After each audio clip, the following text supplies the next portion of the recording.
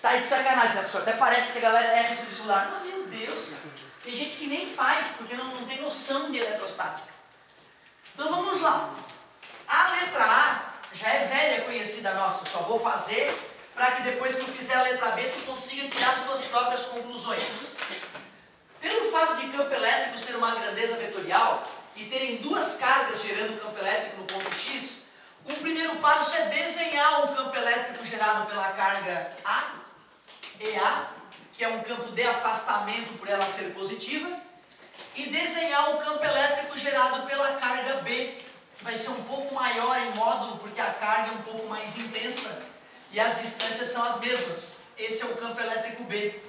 Depois que eu obter o valor do campo elétrico A e o valor do campo elétrico B, eu uso o meu conhecimento vetorial, uso a regra do paralelogramo e vou poder calcular por Pitágoras, como foi revisado há pouco, o campo elétrico resultante. Então, bem trabalhoso o item A.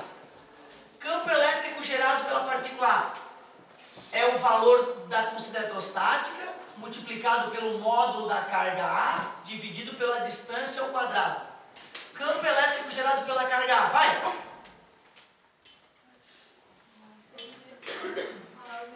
Isso, 9 vezes 10 na 9, era só para ver se a galera tá ligada nessa história aí. 6 vezes 10 na menos 3, o módulo nesse caso é inútil porque o valor é positivo. 10 ao quadrado. Campo elétrico, o módulo do campo elétrico gerado pela partícula A ficou 9 vezes 6, 54. 10 na 6 dividido por 10 na 2, 10 na 4 Newton por Coulomb. Me perdoe, eu não vou substituir tudo de novo para calcular o módulo do campo elétrico gerado pela partícula B. Afinal, a única coisa que mudou foi a partícula, não é isso? Aqui viria o módulo de menos 8 vezes 10 na menos 3. Como o módulo de menos 8 é 8, 9 vezes 8... 72, 10 na 9 com 10 na menos 3, 10 na 6, dividido por 10 na 4, por 10 na 2, 10 na 4. Newton por Coulomb. Se o cara não para pensar, ele faz R ao quadrado, campo elétrico resultante ao quadrado, é o módulo do campo elétrico A ao quadrado, mais o módulo do campo elétrico B ao quadrado. O que vai dar umas contas bem chatas, concorda comigo? Elevar 54 ao quadrado, elevar 72 ao quadrado, isso vai ser um pé no saco. Porém, vocês lembram do triângulo retângulo 3, 4, 5? Então também deve ter o 6, 8, 10, porque eu multipliquei todos por 2. Bom, se eu faço vezes 9, ó, dá 54. Se eu faço vezes 9, dá... Ah, então o resultante vai ser 90. Vezes 10 na 4, faz o Pitágoras, cara, faz para tu ver como é divertido. Faz 54 vezes 54, 72 vezes 72. E depois calcula quanto tempo tu demorou para fazer pelo Pitágoras clássico. E vê quanto tempo ele demorou para fazer por semelhança de triângulo. É covarde. É o cara que faz por semelhança e o cara que usa Pitágoras. Não dá nem conversa com o outro devido à distância. Então, por favor, não sejam zumbis como a maioria dos seres humanos. Tentem usar esse poderoso cérebro que vocês têm. Sempre que rolar um Pitágorazinho, dá uma investigadinha rápida se tem uma semelhançazinha de triângulo. Se não tiver, não fica te incomodando. Tasca o Pitágoras e deu. Mas às vezes vai te economizar uma energia fantástica fazendo desse jeito, por semelhança de triângulo. A letra A morreu. Como foi trabalhosa a letra A? Potencial. Agora é novo, hein? Agora é novo. Calcule o potencial resultante no ponto X. Eu primeiro vou calcular o potencial gerado pela carga A. Depois eu vou calcular o potencial gerado pela carga B, que são grandezas escalares. E para achar o resultante só vou ter que somar o VA com o VB. Não tem seta, idiota, não tem nada. Então ficou muito mais gostoso. Potencial gerado pela partícula A. 9 vezes 10 na 9 é o valor da constante eletrostática.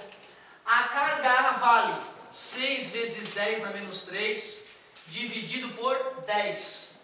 VA é igual 9 vezes 6, 54. 10 na 6 dividido por 10. 10 na 5, joules por Coulomb, que é o mesmo que volts. 400 mil volts não é demais? Dependendo da situação é, né? Mas no laboratório se consegue isso sem maiores problemas. Vamos determinar o potencial gerado pela partícula B, constante eletrostática, que tu tem que decorar se ainda não o fez. A carga B negativa, menos 8 vezes 10 na menos 3. A distância continua sendo 10. Potencial é mais com menos é menos, 9 vezes 8, 72. 10 na 5, 10 na 6 dividido por 10, 10 na 5 volts, que é o mesmo que joules por coulomb. E para achar o potencial resultante, é só pegar o VA e somar com o VB. Potencial resultante é 54 vezes 10 na 5, mais menos 72 vezes 10 na 5. O que vai dar um potencial negativo. 72 menos 54, 18, obrigado, vezes 10 na 5 volts. Isso é novo, então, ó. Qual foi a diferença gritante entre a parte de campo elétrico? É porque as contas foram escalares, não teve que fazer seta, não teve que se preocupar com onde é que apontava. Fala um pouquinho, desculpa. Quando o potencial negativo significa que cada coulomb não vou roubar trabalho. Interessante a tua colocação. Muito boa a tua pergunta, cara. Porque o menos nos dá a sensação de que é sempre retirada de energia, né? Depende se a carga é positiva ou negativa. Depende para onde é que ela está indo. Bacana a tua pergunta. Aquele menos só está me mostrando que tem algo diferente do mais. Mas eu não posso tirar uma conclusão precipitada. Eu vou explicar melhor. Partícula positiva, partícula negativa.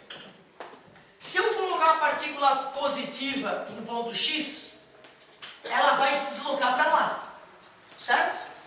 Se ela estava parada, ela vai começar a ganhar energia, mesmo o potencial sendo negativo. Tudo bem para ti? Está parada, a energia cinética é zero. Liberei a partícula, começa a acelerar para lá. Daqui a pouco ela já não tem energia cinética zero, porque ela já tem velocidade. Então o cara não tinha energia e ganhou energia, mesmo estando numa região de potencial positivo. Vou pensar na partícula negativa agora. Partícula negativa parada ali, ela vai ser empurrada para lá. No início ela estava parada, não tinha energia. E agora quando eu soltei ela, ela começa a acelerar para lá, começa a ganhar energia. Começou a ganhar energia para lá. Então no primeiro exemplo, os dois estavam ganhando energia. Tudo bem? Agora eu vou fazer uma situação onde ela vai perder energia. Olha que legal. Vou pegar a partícula positiva e vou arremessar ela assim, ó. Ela vem com uma velocidade, certo? E vamos supor que ela vai parando à medida que ela passa pelo ponto X, já que ela está sendo empurrada no sentido oposto, certo? A partícula positiva, nesse caso, ao passar pelo ponto X, estava perdendo energia. Ou eu poderia arremessar uma partícula negativa aqui, né?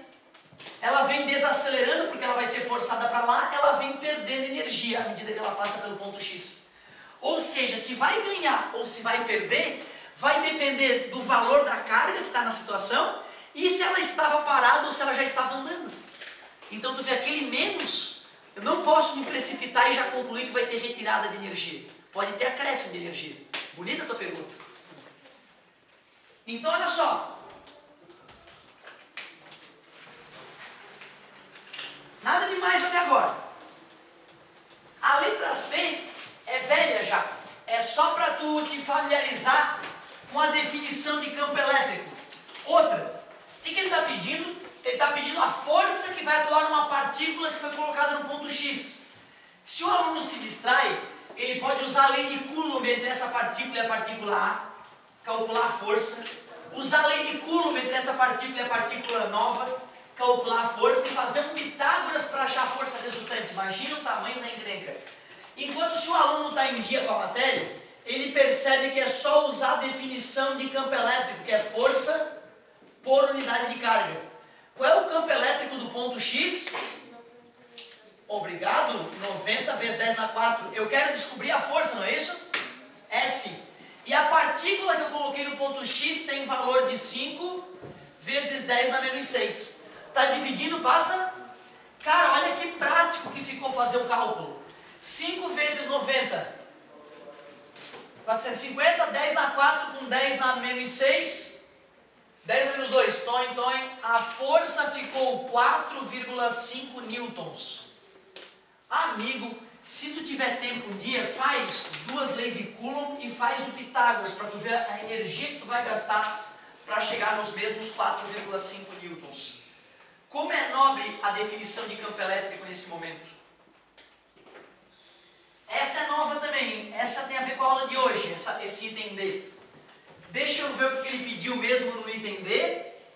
Ele pediu a energia elétrica que esta carga vai ter disponível quando ela for colocada no ponto X. Eu poderia usar a fórmula da energia potencial elétrica 2 vezes, entre a carga A e a carga de teste, entre a carga B e a carga de teste, e somar as energias. Mas muito mais prático vai ser usar a definição.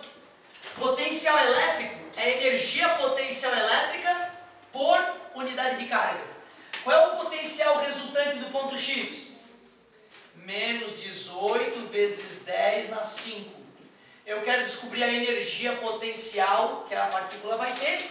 E o valor da partícula é 4 vezes 10 na menos 6. Está dividindo, passa multiplicando. Energia potencial elétrica é menos. 4 vezes 18, 40 mais 32, 72. 10 na 5, 10 na menos 6. 10 na menos 1, pega a vírgula e faz toin. Menos 7,2 joules. Cuidado, eu acabei de demonstrar para o amigo aqui em menos. Tu não pode te precipitar e achar que ela vai perder a energia. Ela pode perder ou ela pode ganhar uma quantidade de energia estando no ponto X, passando pelo ponto X. Se ela estivesse parada no ponto X, aquela energia é que ela dispõe. Por que menos então, professor? Porque se tivesse um outro sinal, é porque a partícula se deslocaria para o outro lado só. Ou seja, aquele menos ali é uma referência para onde o movimento dela tende a ocorrer. Se eu fazer uma analogia assim mais fácil de entender, como se fosse uma aceleração e a potencial e a minha partícula seria o movimento dela. O menos seria para que lado ela vai. Mas como a gente acabou de criar a situação, não tem um plano cartesiano já definindo onde é mais e onde é menos, a gente tem que entender o seguinte, ó, deu menos, né? Uma partícula positiva iria para cá. Concorda comigo? Certo? O campo elétrico, partícula positiva, obedece ao campo elétrico. Se eu tivesse dado o resultado oposto, é porque a partícula iria para o outro lado. Só isso. Tipo, mas isso aí não é falar que o potencial é um fator referencial, é um negócio vetorial? Pois então, vetorial, eu preciso de módulo, direção e sentido. Certo? A energia ela é escalar, mas o escalar não quer dizer que não possa ter mais e menos. Para ser bem claro, velocidade é uma grandeza vetorial, mas quando eu trabalho numa linha reta, eu ignoro o caráter vetorial. Apesar de eu ignorar o caráter vetorial, no movimento retilíneo, uniforme ou uniformemente variado, continua existindo o mais para um lado e o menos para o outro, mesmo já sendo escalar. Então olha só, vou arremessar essa partícula com 10 metros por segundo. A pergunta para onde é válida? Vou arremessar esta partícula com 10 metros por segundo. A pergunta para onde é válida? Sim, vou arremessar para lá. Então essa seta poderia representar a velocidade inicial da partícula. Tudo bem para vocês? Meu corpo está aí, muito obrigado. Porém, se eu falo para vocês, vou arremessar a partícula nessa linha, com 10 metros por segundo, será que o caráter vetorial ainda é indispensável? Eu posso dispensar o caráter vetorial, vou te provar. Vou dizer que para lá é mais. Se eu falar que eu vou arremessar com 10 metros por segundo, eu estou dizendo que vai na linha para o lado positivo. Se eu digo que der menos 10 metros por segundo, vai na linha para o lado negativo. Ou seja, a presença da linha fez com que eu não precisasse mais de uma seta. E aí, para não precisar da seta, eu disse que mais era para um lado e menos era para o outro. Eu acabei com o caráter vetorial, mas o mais e o menos continuam importantes. Ou seja, o mais e o menos pode ser característica de uma grandeza escalar. É de uma grandeza escalar, porque se fosse vetorial, a seta ignoraria o mais ou o menos. Se eu digo que a seta é para lá, aí um cara que está analisando escalarmente falaria, é positivo. Se eu digo que a minha seta aponta para lá, vetor. Um cara que está analisando escalarmente diria negativo. Certo? Então, mais ou menos pode ser usado uma grandeza escalar. Não obriga, a presença do mais e o menos não obriga que a grandeza seja vetorial.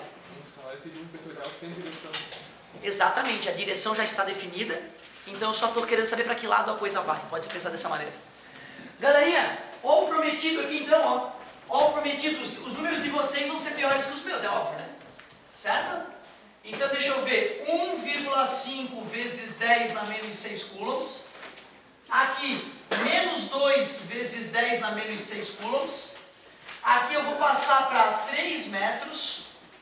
3 metros. E eu faço as mesmas perguntas. Então ficou bem fácil, é só fotografar que a gente corrige na próxima aula. Tens que tentar, cara, seja humilde, por mais que tu tenha com boas noções eletrostáticas, seja humilde aí e faça o exercício. Muito obrigado pela atenção.